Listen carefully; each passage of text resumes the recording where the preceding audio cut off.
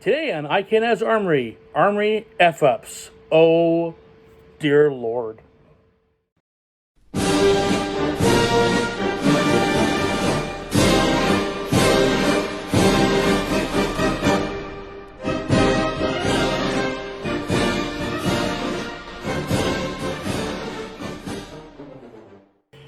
Okay, so over the course of a long armory career, about 20 years now, I've seen, as other armories have seen, many armory screw-ups.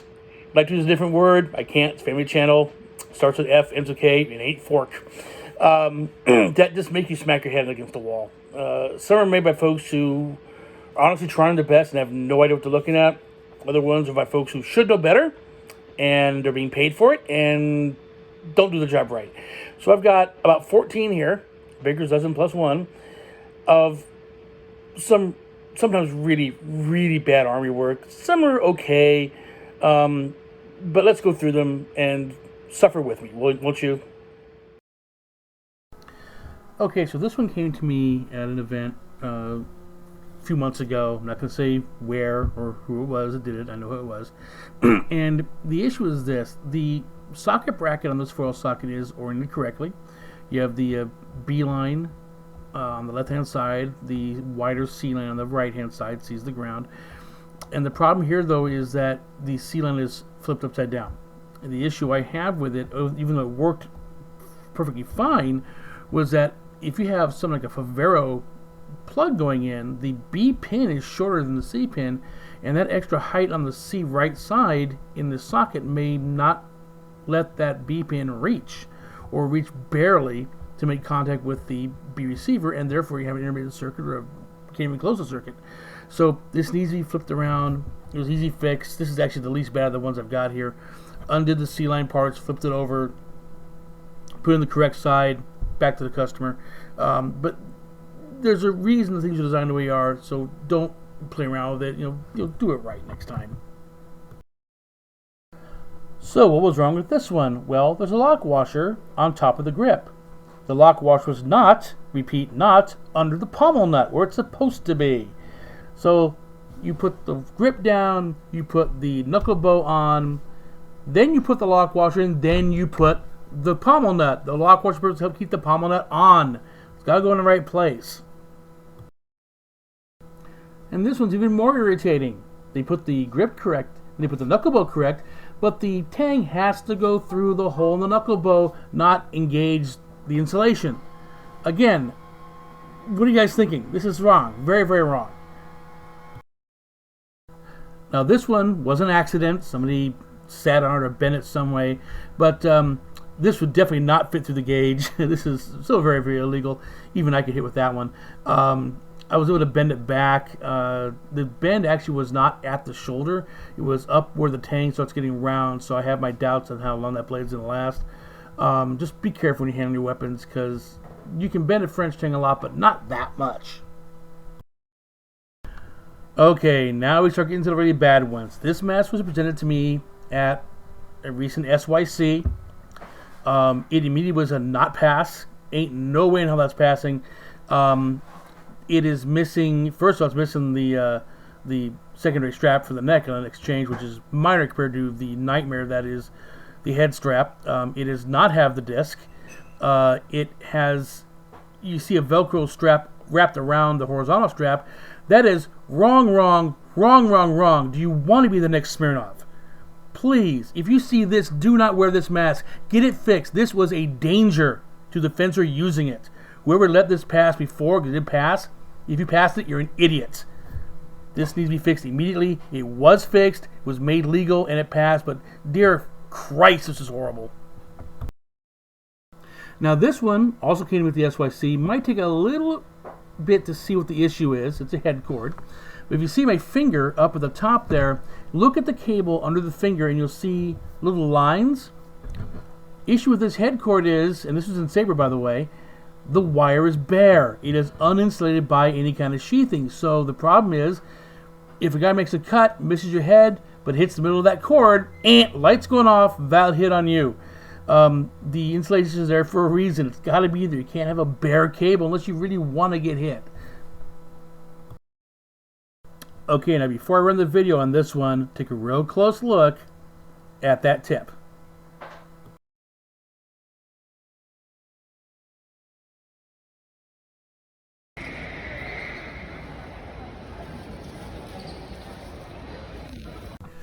You would not believe how much that tip was grounding every time I flipped the tip around. It was horrible. It looked like a German tip in an Italian barrel. The inside diameter difference is so bad. You saw how much it's wobbling. It shouldn't move that much. Again, this came to me after someone was paid to fix it. If you ever see this, dude, what the hell were you thinking? That it's not how you service a customer properly. That's not how you give back a weapon that's going to work properly. That's not how you do the job. Okay, these two pair of rivets came to me from a Saber mask. The whole mask had rust pretty much all over it. It barely passed. I had to replace these two rivets because they were so rusted they broke. This would happen if you leave your mask in a wet environment or don't check it once in a while. If it starts rusting as bad and rivets fall out, you got to get a new mask, which is what eventually happened. I made it past for the tournament, and then they bought a new one right after I got knocked out. But this is bad. This next one, I'm just going to let speak for itself. Again, came with the SYC. It's fixed now. Okay, look at all this yummy glue. Say hi, Joanne. We scraped off a good third of it and it's still there.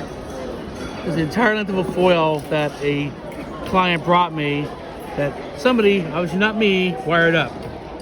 This is horrible. Now this one isn't so much an armory screw up as something you have to watch out for in as your guards age. If you notice, sometimes the shoulder of the blade will dig into the guard, especially prevalent in epées. And over time, it can punch through the guard. Well, in this case, it didn't just punch through, it actually broke off part of the guard. Those two little tips on the right-hand side were part of the guard where the hole is. So if it's your blade starting to dig into the guard, it might be time to replace the guard before that happens. Because if it gets loose, it won't conduct properly. It has to be good contact to do it. And I once saw, and this is hilarious, years and years ago, a couple of fall guys were fencing, they lunged each other, they passed, their guards locked, one guy pulled back, the other guy's guard flew off the front of the weapon, and it's rolling on the floor, doing the whoop, whoop, whoop, whoop, whoop, bit falling on the floor. The guy pulled it off was on his ass laughing. It was the funniest thing ever. Just keep an eye on your guards. Okay, this is brought to me by another armor, sent me the picture the other day. And a couple of problems. Number one is you can see the insulation on the wire, the sheath does not go up to the socket. It stops the base of the insulator. And the rest of it is, well, you don't need that much wire wrapping around it. I mean, there's a ton of wire wrapping around it. Don't need all that. You'll see worse in about 3, 2, 1, boom. That's ridiculous. 3/4 wrap around the receiver is fine. You don't need to use all the wire. It could cause problems with wire hanging off and shorten to the guard, but you just don't need that much. That's just bad.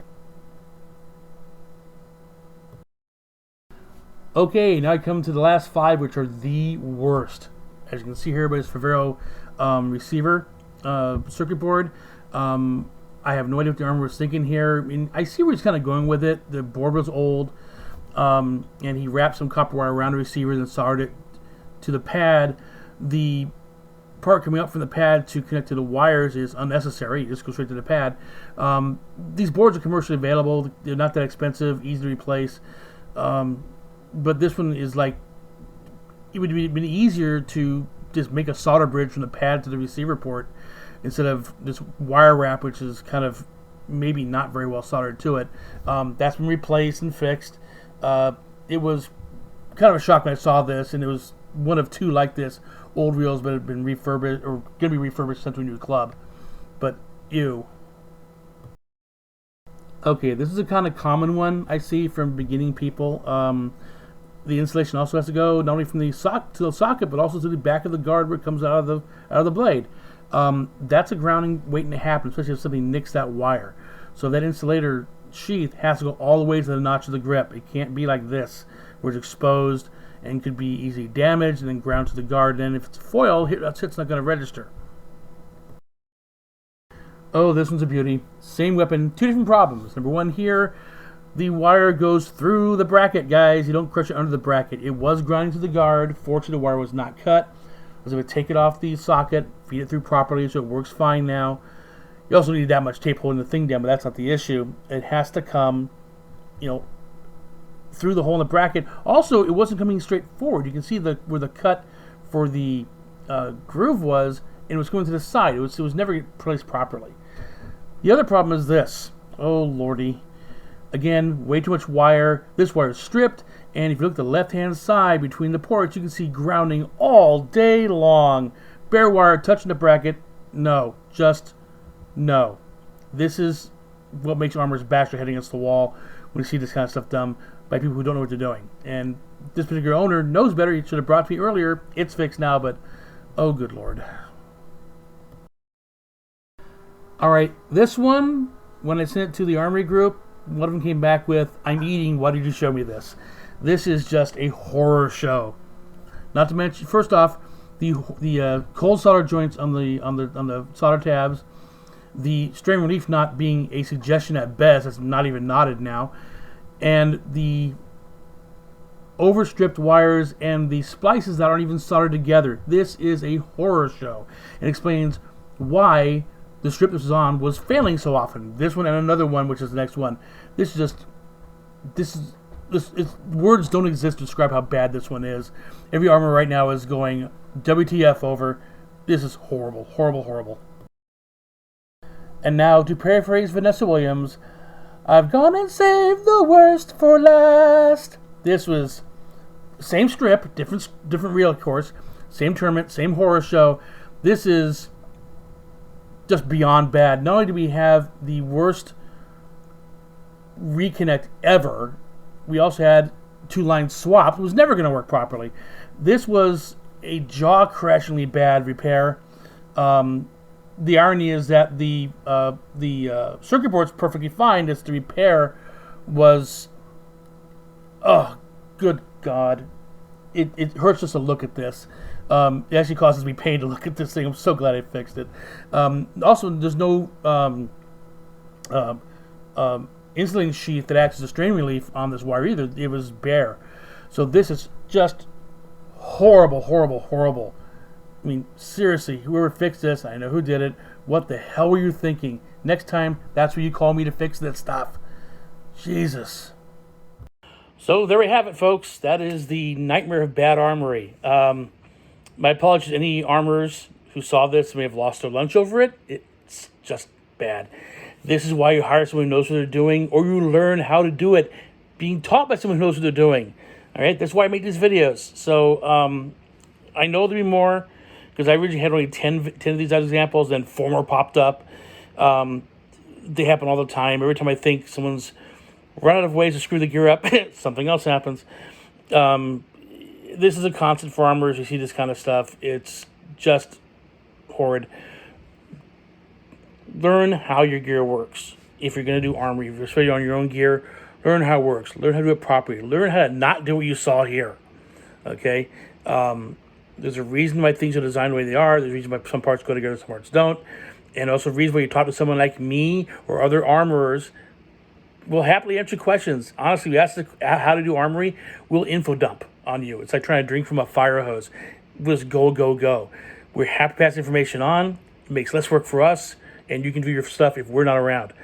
So, there we go. I hope you kind of enjoyed that. As always, happy armoring.